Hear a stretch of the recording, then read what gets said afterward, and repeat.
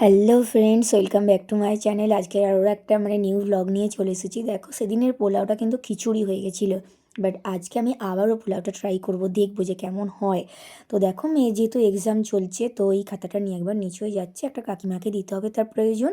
তো আমি রান্নাঘরে চলে এসেছি। দেখো, এই যে গোবিন্দভোগ চালগুলো আছে, এগুলো একটু সামান্য পোকা পোকা ছিল। যাই হোক, চাল তো নষ্ট করে লাভ নেই, ভালোভাবে একটু ধুয়ে নিয়ে এগুলোকে ঝাড়তে দিয়ে দিলাম, জল ঝরতে আর কি। যেভাবে পোলাওটা বানাই সেভাবেই করব। আগেরবারেও তোমাদের দেখিয়েছি একই রকমভাবে, বাট এবারে কেমন হয় সেটাই দেখার বিষয় আর কি। তো দেখো, আমি এই ঘিটাও কিনে নিয়ে চলে এসেছি। এই ঘিটা খুব ভালো, রাজা ঘি। আর এটা দিয়েই আমি আজকে বানাবো। তো দেখো, ঘিটা দিলাম, গরম মশলা দিলাম, হলুদ দিলাম, নুন, চিনি, এগুলো যেভাবে যেগুলো দেয় আর কি, সেগুলোই সব দিলাম ভালোভাবে। প্লাস শাশুড়ি মা একটু আদা কুচি কুচি করে দিয়ে দিল আর কি।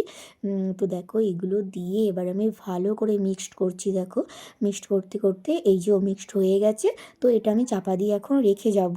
রেখে দিয়ে খানিকক্ষণ 1 ঘন্টা পর করব। তো তারপর দেখো, আমি একটু চিকেনগুলো ভালো করে ধুয়ে নিচ্ছিলাম আর কি। কারণ চিকেনগুলোর গায়ে তো ব্লাড লেগে থাকে, বা একটু ভালো করে তো ধুয়ে তো নিতেই হবে, তাই না? যেহেতু কুকিং করার সময় বা খাওয়ার সময় নাহলে একটু ঘিন্না লাগবে। তো যাই হোক, চিকেন টিকেন আনলে ভালো করেই ধুয়ে নিয়ে সবাই সেটা করে, সেটা বলে লাভ নেই।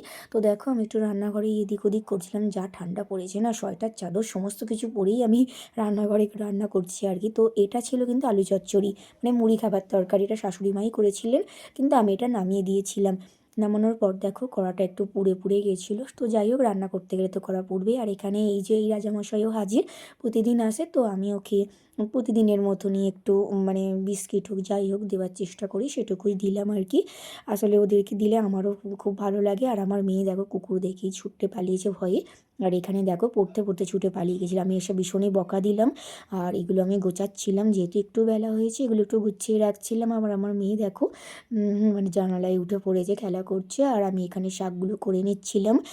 যে শাকগুলো এগুলো ছিল পুনকো শাক, এগুলো ভাজবো। আর একটু ডিম সিদ্ধ করছিলাম, যেহেতু একটা করে ডিম মাঝের মধ্যেই খেতে বলেছেন ডক্টর আমাকে। তো প্রতিদিন একটা করে ডিম খাওয়ার চেষ্টা করি। আর এখানে এটা বেগুন পোড়া ছিল, আর তেলে শুকনো লঙ্কা দিয়ে দিয়েছিলাম শাকগুলো ভাজার জন্য। শাকগুলো একটু ভালোভাবে আমি ভাজছিলাম। শাক খুব একটা ভালো লাগে না, বাট সবার তো আর সবাই তো আর সমান না। শাশুড়ি মারা তো খাবেই। আর আমার দেখো, এখানে ভাতটা রেডি। আর এখানে দেখো, আলু চিকেনের যে আলুগুলো আর কি, সেগুলো। আর আমি এটাতে যে পোলাওটা বানাবো ইন্ডাকশানে আর ননস্টিকে পোলাওটা বানাতে কিন্তু খুব সুবিধা হয়, বা খুব ভালো হয় দেখেছি। যার জন্য এটাতেই বানাচ্ছিলাম। তো ঘি দিলাম, তারপর দারচিনি কাঠ, কাজু কিশমিশ আজকে একটু বেশি করেই দিয়েছিলাম। কাজু কিশমিশগুলো অনেকগুলো পড়ে রয়েছে, যার জন্য ভাবলাম একটু রান্না করে খেয়ে নিতে হবে। কাজু কিশমিশের যা দাম, কি বলবো। আর তারপর দেখো, এই চালগুলো আমি দিয়ে দিয়েছিলাম কড়ার মধ্যে। ভালো করে আজকে আমি একটু ভাজছিলাম। আজকে ভালো করে না ভাজলে না, আমার মনে হচ্ছিলো না খিচুড়ি যদি পেকে যায়। তো আমি না একটু কমিয়ে বাড়িয়ে একটু ভালো করে ভাজার চেষ্টা করছিলাম। বেশ লাল লাল করে ভাজার পর দেখো, আমি অল্প অল্প করে জল দিয়ে দিয়েছিলাম। আগের বারের মতো কিন্তু আমি বেশি জল দিইনি, কারণ আগের বারে বেশি জল দিয়েই কিন্তু সর্বনাশটা হয়েছিল, যার জন্য আমি একটু কমে জল দিয়েছিলাম। তো দেখো, জলটা দিয়ে আমি একটু কমিয়ে চাপা দিয়ে দিয়েছিলাম। চাপা দেওয়ার পর আমি এখানে মাংসের যে মশলাটা আর কি, পেঁয়াজ, রসুন, ক্যাপসিকাম যেগুলো দিয়ে করে আর কি মাংস, সেগুলোই একটু নাড়াচাড়া করছিলাম ভালো করে। নাড়িয়ে দেখো, আমি এবার এই চিকেনগুলো ঢেলে দিয়েছি। তোমাদেরকে তো দেখিয়েছি আমি এভাবেই চিকেনটা করি। তো দেখো, এখানে আমি আবারও এটা গ্যাসে ইন্ডাকশানে করতে একটু আবার অসুবিধা হচ্ছিলো, ঘুরে ঘুরে যাচ্ছিলো, যার জন্য আমি আবার কড়াতে বসিয়ে দিলাম। দেখো, আজকেরটা কেমন ঝরঝরে হয়েছে, তাই না? আগের দিনেরটার মতো না। আজকেরটা খুবই সুন্দর হয়েছে, আমার নিজেরও খুব ভালো লাগছিলো। তো দেখো, একদম ঝরঝরে হয়েছে, এত সুন্দর হয়েছে না, আজকে আমি খুব হ্যাপি। তো দেখো, থালায় ঢেলে নিয়েছি এটা। ঢেলে নিয়ে আমি একটু ছবি টবি তুলছিলাম, আর মনটা খুব খুশ মেজাজে আর কি, যেহেতু ভালো হয়েছে যার জন্য। তো দেখো, এটাই আমি নিয়ে এবার ছবি টবি তুলে এবার একটু মাংসর দিকে গেলাম। মাংসটা যেহেতু এখনও হচ্ছে, হয়েই এসেছে আর কি। মাংস একটু অল্প জল ঢেলে দিয়েছিলাম। তো তৎক্ষণ এদিকে আমি পোলাওটা একটু ভাগ করছিলাম। আগের দিনই কাউকে দিতে পারিনি, যেহেতু পোলাওটা খারাপ হয়ে গেছিলো। তো আজকে একটু একটু সবাইকে দেবো, কয়েকজনকে আর কি, দু একজনকে, সবাইকে না। তো দেখো, চিকেনটাতে জল ঢেলে দিয়েছিলাম, জল ঢেলে চিকেনটা চাপাও দিয়ে দিলাম।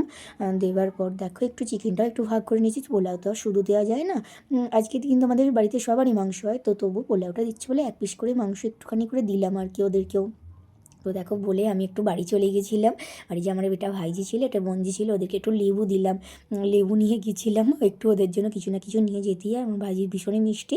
আর দেখো এটা বেল গাছ ছিল, বেলপাতা এখন আর পাওয়াই যাচ্ছে না, মানে পাতা ঝরার দিন বলে যাই হোক করে চেষ্টা করে আমি বেলপাতা তুলে আনছিলাম বাপের বাড়ি থেকে, কারণ শিবের পুজোর জন্য। তারপর এসে দেখি আমার মেয়েও স্কুল থেকে, না সরি আজকে রবিবার ছিল, স্কুল ছিল না, ও খেলছিল, প্রাইভেট গেছিলো আর কি। তো আমাদের আমি একটু রোদের মধ্যে একটু সময় কাটাচ্ছিলাম আর কি, দাঁড়িয়ে চুলটাও শুকাচ্ছিলাম। তো দেখো দুপুর হয়ে গেছে, তো আমরা লাঞ্চের জন্য রেডি হয়ে গেছি।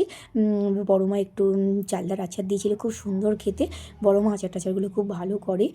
আর এখানে মাংসটা দেখো, এটা আমার মাংস, এখানে কিন্তু মাংস বেশি নেই, কিন্তু শুধুমাত্র মেটে বা হজমিগুলোই আছে।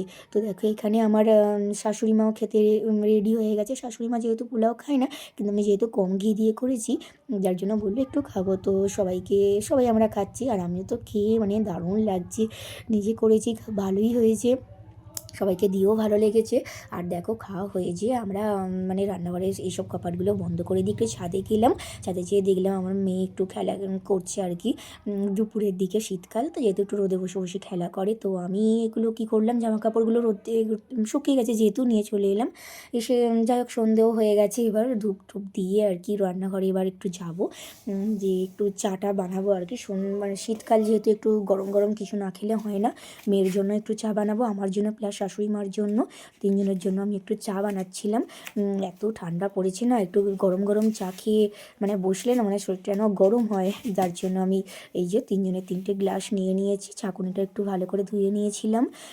নেবার পর দেখো চাটা মোটামুটি প্রায় হয়েই এসেছে আর কি। দেখো আমি একটু চাটা মানে ঘোলাচ্ছিলাম আর কি, চিনিটা নাহলে নিচে থিত্তি থাকবে। তো চাটা হয়েও গেছে, আমি এক এক করে নামাচ্ছিলাম। আর এত ঠান্ডা যে কি বলবো, শাশুড়ি মারও গলাটা ব্যথা, আমার মেয়েরও সেলেসা হয়েছে। বাট আমি এখনও পর্যন্ত ভালো আছি, যেহেতু আমার সকালবেলা স্নান করার অভ্যাস আছে, যার জন্য। তো আমি ওদের সাথে একটু চা খেলাম, যেহেতু আমি সন্ধ্যাবেলা চা খাই না, বাট শীতকাল বলে এক একদিন খাই আর কি। তো দেখো আমি মায়ের ঘরে এটা নিয়ে গেলাম। তারপর আমি ওপরেও ছেলে না, এটা আমার ননদের ছেলে ছিল, একটু হাই বলে দিতে বললাম, বলছে। তো আমার মেয়েও দেখো এখানে পেঁয়াজ মুড়ি নিয়ে বসেছে, দেখো কি কাণ্ড, মানে কি করবে না করবে খুঁজে পাচ্ছে না। এখন পরীক্ষা শেষ হয়নি, এখনও মাত্র একটা সপ্তাহ বাকি, পরীক্ষাটা শেষ হলে যে কী করবে আমি জানি না। আর ভাই বোনে দেখো ওরা খেলা করছে। তো আমি বললাম চাটা খেয়ে নিয়ে আবারও পড়তে বসতে হবে। তো দেখো আবারও পড়তে বসিয়ে দিচ্ছি সন্ধেবেলা।